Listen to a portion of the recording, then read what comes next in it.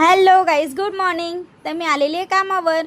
तर आजचे मेनू कुठे कुठे काय आहे ते चला पाहूया. तर पहिल्या कामावर मी नाश्त्यामध्ये हे सेवई उपमा केलेला आणि भाजीमध्ये मी कॅप्सिकम, कॅबेज आणि बटाट्याची सुकी भाजी केली होती आणि 10 चपात्या केल्या होत्या. मस्त सॉफ्ट अशा फुलके बनवले होते तूप लावून. इकडचं माझं झालेलं आहे. तर चला जाऊया दुसऱ्या घरी. तर दुसऱ्या घरी मी काय बनवले चला दाखवते. तर इथे मी बनवलेले शेवग्याची शेंगा. हे मस्त असे बेसन भाजून मी याच्यात घातलेले आहे. खूपच छान ग्रेव्ही बनते. भातासोबत तर खूपच भारी लागते ही. चपातीसोबतसुद्धा खाऊ शकतो. 5 चपात्या करायच्या होत्या. आज इथे नाश्ता बनवायचा नव्हता मला. तर चला जाऊया तिसऱ्या घरी.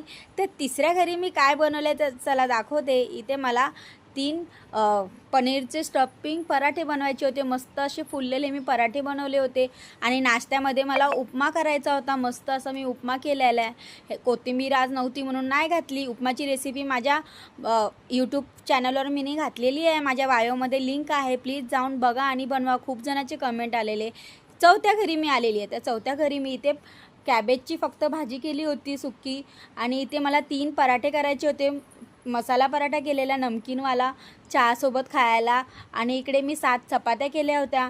इकडचं माझं झालेलं आहे. तर आता मी चाललेली आहे घरी.